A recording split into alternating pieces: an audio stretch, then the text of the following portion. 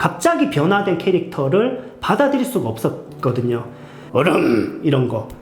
그러니까 그 과정에서의 서사적 뒷받침이 연출적 문제인가 연기적 문제인가, 어떻게 보면은 원에서의 그 출중한 연기력이 희석돼 버린 안타까움이 이 편에서 좀 생겼다고 볼 수 있습니다.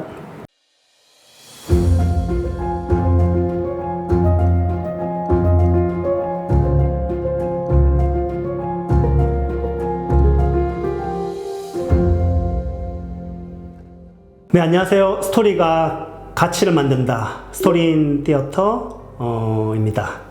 오늘은 세 번째 시간으로 우리가 이제 연기력이라고 하는 거로 누구 연기 잘한다, 연기 못한다 이런 얘기를 할 때 그 서사적으로 볼 때 좀 더 명확해진 지점이 있기 때문에 배우의 연기에 대한 이야기를 한번 해보려고 합니다.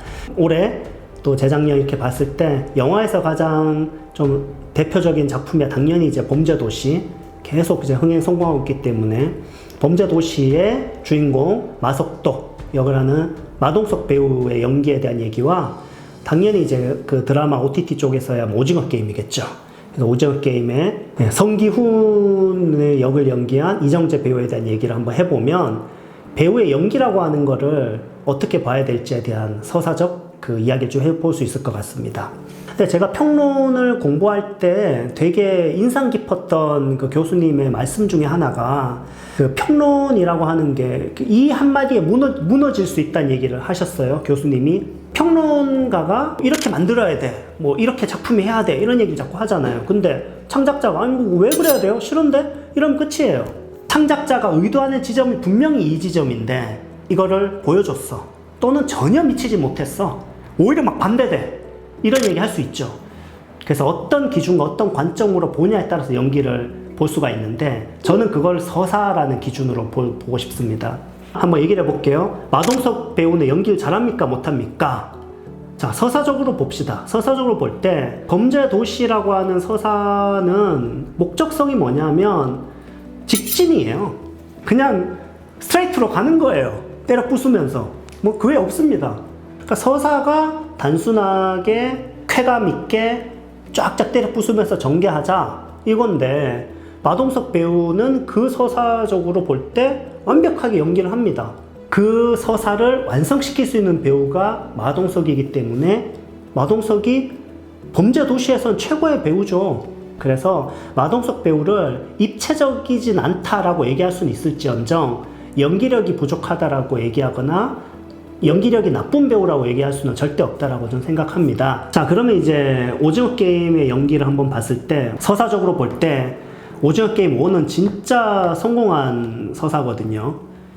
왜냐하면은 그 오징어 게임 1이 결국에는 이게 common person, everyman 뭐 이런 건데, 그 성기훈이라는 캐릭터는 뭐 everyman, 그러니까 이 시대를 살아가는 보통 사람인 거죠.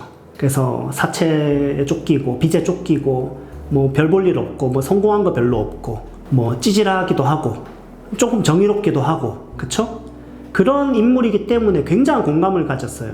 영웅적인 행동을 하지만 흔히 볼 수 있는 주변 인물 중에 한 사람으로서 성기훈이라는 캐릭터는 가장 뛰어나게 보통 사람을 연기해냈다라고 봅니다. 그런 면에서 이정재 배우가 얼마나 연기를 잘하는 배우인지 우리가 알 수 있는 거죠. 왜냐하면 그 전에 역들을 봤을 때 등장씬 알잖아요, 우리 모두 다. 예? 수양대군 납시오, 그 장면 너무 유명하잖아요. 그런 카리스마, 여기 그 지금 빵꾸가 몇 개인데 예, 그런 카리스마 있는 배우가 프로를 얘기할 때 위기를 통해서 절정에서는 주인공의 가치가 성장하고 가치가 드러나게 된다 그랬죠. 저는 그 변화가 너무 급진적이라고 봅니다. 그 사건이 엄청나게 대단한 사건인 건 맞으나 대중들이, 관객들이 그 서사적인 면에서의 뒷받침이 없는 상태에서 갑자기 변화된 캐릭터를 받아들일 수가 없었거든요. 얼음 이런 거.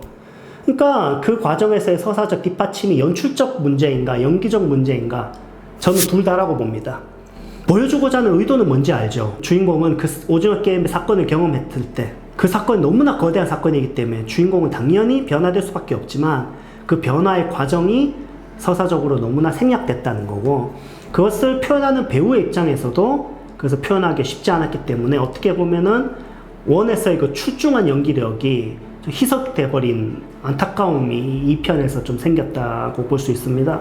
그래서 그 감독님이 이제 황동혁 감독의 여러 인터뷰에서 3편에서 내가 모든 걸 다 완성짓겠다라고 얘기를 좀 했는데, 지금 3편을 해서 과연 해결할 수 있을까라는 걱정이 드는 거대한 어떤 충돌을 만들었다, 이렇게 볼 수가 있습니다. 그러면 이제 이런 관점으로 볼 때 연기에 대해서 좀 평가를 하자면, 서사와 같이 연결이 돼서 볼 때 재미있는 걸 좀 볼 수 있는데, 일단 이제 우리가 유명한 배우님들, 뭐 배우들 얘기하면 당연히 이제 이병헌 배우다, 또 최민식 배우다, 이런 배우들은 그런 면에서는 완전 검증이 끝났죠.